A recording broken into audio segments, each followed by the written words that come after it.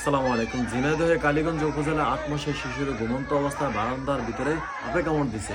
সাপে কামড় দিছে যখন আত্মীয়স্বজনরা নিয়ে গেছে হাসপাতালে, হাসপাতাল কর্তৃপক্ষ জানায় যে এখানে অ্যান্টিভেনম নাই, সাপে দংশনের অ্যান্টিভেনম নাই, নিয়ে যাইতে হইব ঝিনাইদহ শহরে অথবা যশোর শহরে। এখন কত হয়েছে, গ্রামের মানুষ সাপে কাটে। এখন কত হয়েছে, গ্রামের মানুষরে সাপে কাটে। যত সাপে কাটা রোগী আছে সব গ্রামে, সাপ থাকে গ্রামে। আপনি শহরের ভিতরে অ্যান্টিভেনম দিয়ে কি করেন? শহরের ভিতরে অ্যান্টিভেনম দিয়ে আপনার কাজটা কি? যেখানে হাজার হাজার অ্যান্টিভেনম আপনি স্টকে রাখছেন, সেখানে সাপেই কাটে না, অথচ সাপে কাটে হচ্ছে গ্রামে। গ্রামে আপনার অ্যান্টিভেনম নাই, গ্রামের উপজেলাগুলোতে অ্যান্টিভেনম নাই। হয়েছে কি শহরে, জেলাগুলোতে, আর না হয় ঢাকার বড় বড় হাসপাতালে। এখন কত হয়েছে, ঢাকা তো মানুষ সাপেই কাটে না, তাহলে আপনি সেখানে অ্যান্টিভেনম রাখা লাভ কি? আর ম্যাক্সিমাম উপজেলা যে হাসপাতালগুলো আছে এগুলোর ভিতরে না আছে অ্যাম্বুলেন্স। একটা মানুষ গুরুতর অসুস্থ হইলে সেখানে যে একটা অ্যাম্বুলেন্স থাকবো, অ্যাম্বুলেন্স নিয়ে যাবো, শহরের যে জেলা হাসপাতালগুলোতে আছে সেখানে একটা অ্যাম্বুলেন্স নাই। এই যে বাচ্চার মা যেভাবে আহাজারি দিতেছে, আমি জানি না বাচ্চাটা বেঁচে আছে কিনা মরে গেছে, কিন্তু বাচ্চার মা যেভাবে আহাজারি দিতেছে, যদি বাচ্চার কিছু হয় এই মহিলারই কি আপনি বাঁচাইতে পারবেন? কয়টা বাচ্চা নষ্ট করবেন? গ্রামে হাজার হাজার মানুষগুলারে, বিশেষ করে এই ঝিনাইদহে কালীগঞ্জ উপজেলাতে অনেক অনেক বেশি পরিমাণে মানুষের সাপে কাটে, বাচ্চাদেরকে সাপে কাটে।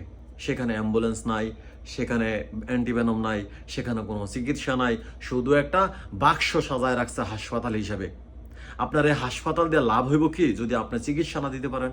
আপনার এই হাসপাতাল দিয়ে লাভ হইব কি যদি আপনি মানুষ বাঁচাইতে উপকারী না করতে পারেন? আপনার অ্যান্টিবায়োটিক সব দিয়ে রাখছেন শহরে। শহরের মানুষ কি সাপে কামড়ায়? শহরের মানুষ কি বাসা থেকে নামে?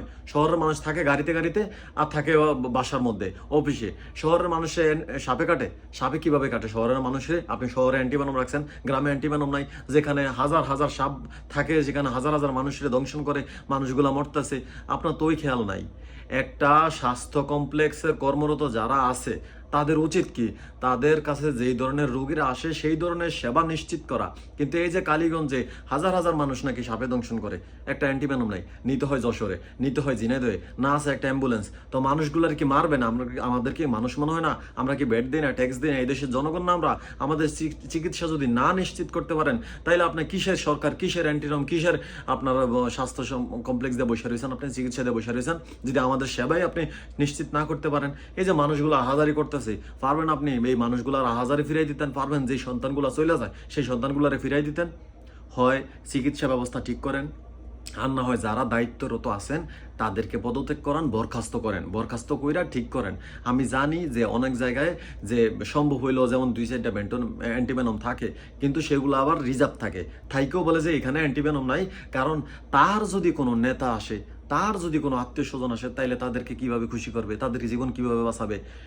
সব হাসপাতালে, উপজেলা হোক জেলা হোক, সব হাসপাতালে আপনার চিকিৎসা নিশ্চিত করতে হইব। আমরা এই দেশে থাকি, আমরা এই দেশে বেড দেই, আমরা এই দেশে ট্যাক্স দেই, আমরা এই দেশে টাকা দিয়ে থাকি, এই দেশে আমার বাপের দেশ, এই দেশে আমরা বাইসা আসি নাই। আমাদের চিকিৎসা দিতে হবে, আমাদের শিক্ষা দিতে হবে, আমাদের বাসস্থান দিতে হবে, আমাদের খাদ্য দিতে হবে, বস্ত্র দিতে হবে, অন্ন দিতে হবে। ভালো থাকবেন।